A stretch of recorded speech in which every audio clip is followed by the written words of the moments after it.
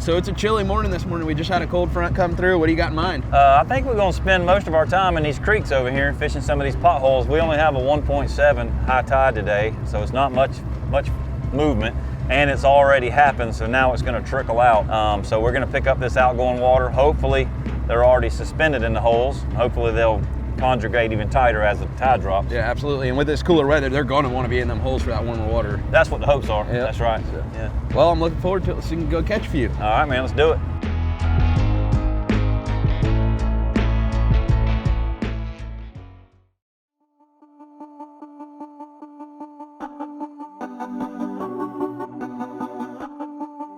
So me and Danny really don't even know how we met. We've been around each other fishing tournaments for years, and I reached out to him. We've never fished together, and I've always seen that he catches plenty of redfish. That's his forte, and I'm glad I got a hold of him. Well, it's low. I mean, for sure, it's dropping quick. Yeah, this east wind's getting involved. It's pulling out the very little we had. It's pulling it out very fast. Yeah, absolutely. So we'll see if we can catch a couple real quick and get out of here before we get stuck. Yeah, we got the clock set. We got about 15 minutes. We got to make quick work of it. See what we can make happen. I've been fishing up here around Swanee probably 10, 12 years, I guess. I've been guiding 19 years and tournament fishing probably a little more than that. Got one? Yep. Hey, little fella. You got to start somewhere. That's right. Hey, he's not bad, little keeper. Maybe. Right in that turn there. On exaggeration day. Sure. Yeah, he'd make it. Pinch him out real hard. He is cold. Yep, I'm sure. I know we are. Yeah. Yeah.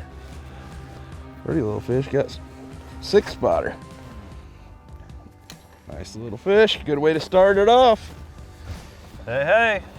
So Danny's been guiding in this area for over 20 years now, and he excels in red fishing. Whether it's guiding or in tournaments, he's always at the top. He's catching a bunch of fish. He stays on the redfish. That is really his key to success in both guiding and tournament fishing, is because he focuses on redfish all the time and always puts them in the boat. Got him finally. Yeah. There you go. The fourth hit I've had in that hole. Barely tickling that thing through there. To get them. Yeah, that cold front's got him. Yeah. They're barely eating it.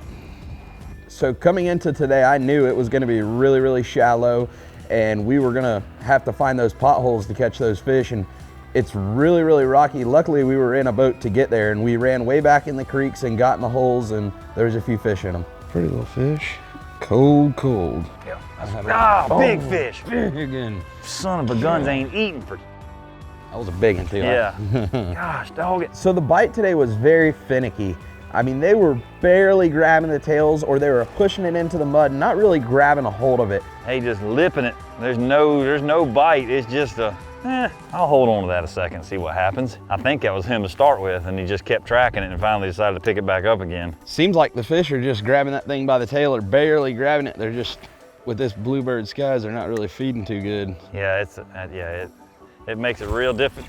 There you go. There you go. That one grabbed it. There you go. Good fish. Nice fish. They definitely aren't doing what we would call eating. Yeah. And it's real difficult to determine the difference between not eating and then an actual bite, yeah, or a rock. I was barely moving that thing. That's a nice fish. About like the one I just had on there a second ago that came off. There you go. Oh! See, that's what happens too when they're not eating. Barely the had hook's just not right on them. God. That's all right. I think we got us a good spot here. That's 2 good ones we've lost. I mean, I was barely moving that thing. Yeah. Well, going into the day, we'd had a tournament up here a couple weeks ago. I spend quite a bit of time up here in the wintertime anyway, because our Cedar Key creeks are just a little too shallow and treacherous. So these creeks are a little more user friendly with bigger boats. So a couple weeks ago, we had a tournament approaching, so I spent a little more time, got on a trend. And today, that's kind of what we targeted, was that trend I've been using the last few weeks. He ain't giving me much. No. There we go. Maybe I got squared away. This drag might be a hair loose. I mean, just creeping that That's thing. what I went so slow that time. I mean, no monster, but it's a slotty.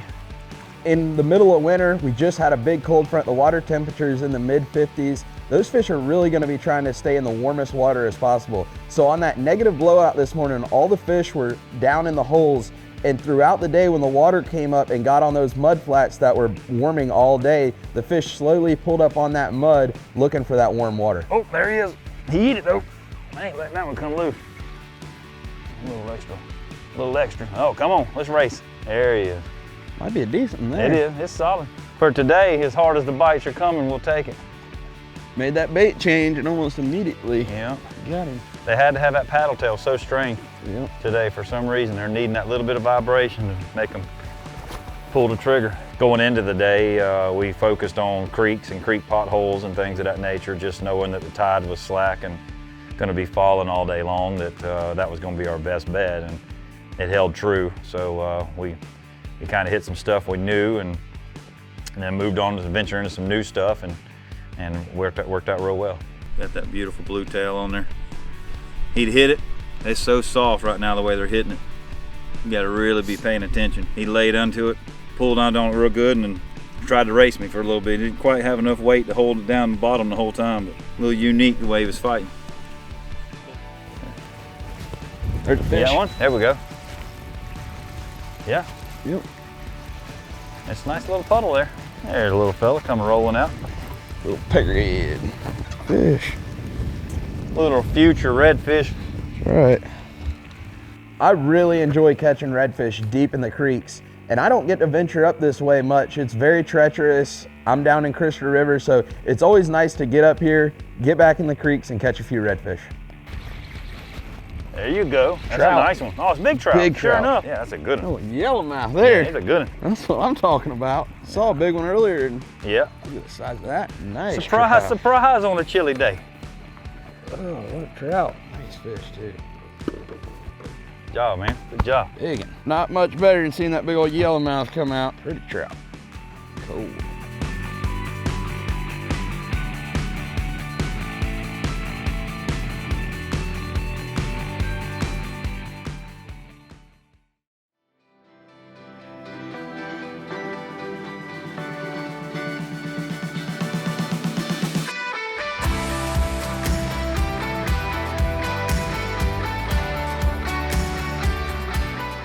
So when that water temperature really cools down, we had to get deep in the creeks today.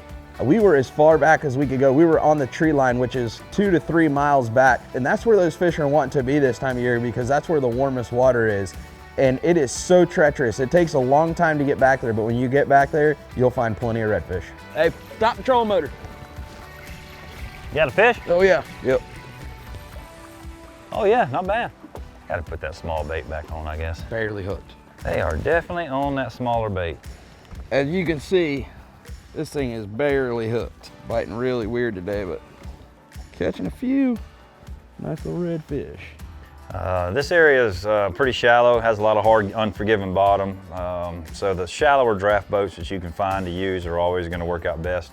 My shoal water does real well. It got us in way back into the back, and several times a little too shallow, but we was able to get in and out and catch fish the whole way in and the whole way out. So that style boat works real well for this area. Big one. I got you. That's a big one there. It was laid right under that stuff we was just watching. That's a good one. Yeah. Hopefully the hook's got him this time. There we go. That's what I'm talking about. Double, baby. Lord, it's on now, Daddy. It's on now. Ooh, what you got there, Brandon? Nice one too. Hey, that stuff we was seeing was fish. That's it. They were just easing back in here. Nice ones too. Yeah. I mean, Heck yeah. really nice fish. Good ones. Yep. That one actually ate it how he's supposed to eat it. That's right. Here we go. That's what I'm talking about. Hey, There man. we go. That's what's up. Hey. So we were having to slow down big time and fish super slow. At times we even put Procure shrimp on our baits to get them to trigger that bite a little bit better. And I mean, it was key to success today to really slow roll that bait on the rocks. When you got down there, you lost a few fish and lost a few hooks, but that's the way we were catching them. That is a nice double header right there. Son, that was awesome. We come around that corner and looked up on that sand flat, and you could see him moving and milling around, a little mullet in there mixed in there with him. One cast, two cast, boom, boom. That is awesome. There he is, right in that hole. Big one too. Right in that nice little bend there. It's nice. That's good in there. Yes, boy, they want that little old worm as slow as you can move it. That's right. Without it sitting still. That's the key. Slow as you can move it without it stopping. Got one? Heck yeah, that's what I'm talking about. There he is. Looks like his twin coming in. That's right. Oh, he might be a hair smaller, Brandon. That's right. A touch smaller. About a 1/4 inch for sure. If I've ever seen it. Starting to bite now. Brandon with the assist again. So going into the day, we had been pre-fishing up here the last couple of weeks for various reasons, running trips and preparing for a tournament. And the Arkansas Shiner bait color had been what they had been really, really wanting. So I started out today throwing that. Brandon proved me wrong pretty quick after about the fifth fish that the Arkansas Shiner was not going to be the color of the day, that the Houdini was. So once we found a pattern of exactly which worm they wanted, it was easy from then on out. And then as the afternoon got, flood tide started approaching and the water started to warm and pour over the exposed banks from the morning, we got deeper into some creeks and we really started developing a trend with that Houdini color bait. There you go. Another good in there. I think we got a little bit of the flood tide trickle in. The water's starting to warm up a little bit with that sun. Getting them a little fired up about life, that's Absolutely. right. We're not having to move it so slow. Yeah. And so softly. Come together. That's right. This morning pulling up to the dock, seeing the bluebird skies, no clouds, a lot of wind. It's been really, really cloudy lately, and with that big front that moved through yesterday, I was really expecting some tough fishing, and it turned out to be a pretty good day. Is he got it? You got it? Oh, there he is. Yep. So what's up? They're shrinking though. Hey, Yeah. on today, That's I'll right. take them all. That's right. There you go. Hang right. Striking gold. The fish were being really, really finicky today. It was really frustrating starting out the day. I mean, we were having to work it super, super slow. We had a lot of fish just grabbing the bait or even pushing the bait into the ground and not really eating it. So we slowed down as slow as we could possibly go to get these fish to bite. We put some Procure shrimp on our lures, and that seemed to make a little bit of a difference to get those fish to react and actually eat our baits and be able to get a hook in them. Oh, there he is. There he is. It is a good one too. It's all right. Right where he was supposed to be. Nice one. That's what I'm talking about. Heck yeah. That's what I'm talking about. Right where he was supposed to be. Yep. We're getting way back here in these bends, and it seems those fish are starting to bite now that the tide's coming in. Mm-hmm. Yep. Yeah, they got a little extra flow. They know they got to do it now or they're not going to do it anymore the rest of the day.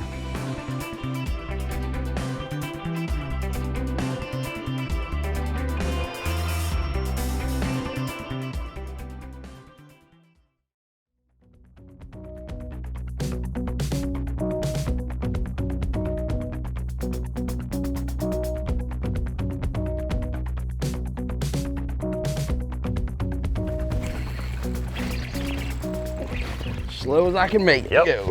They're still battery back on that. You could almost call your shots now. It's they're fired up.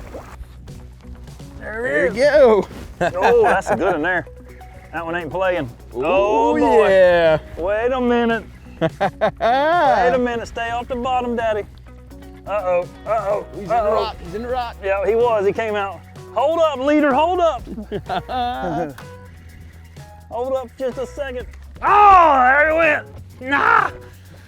It's nasty in there. That was a good one too. Gosh, dog it. I knew it. He bumped about 4 times, got hung up twice.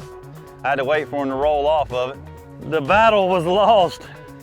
You get them big ones and they're a lot smarter than them little ones. Man. They know where to go. Yeah, he knew what to do. We covered a lot of water today. We did it slow and methodical, so it was a good time.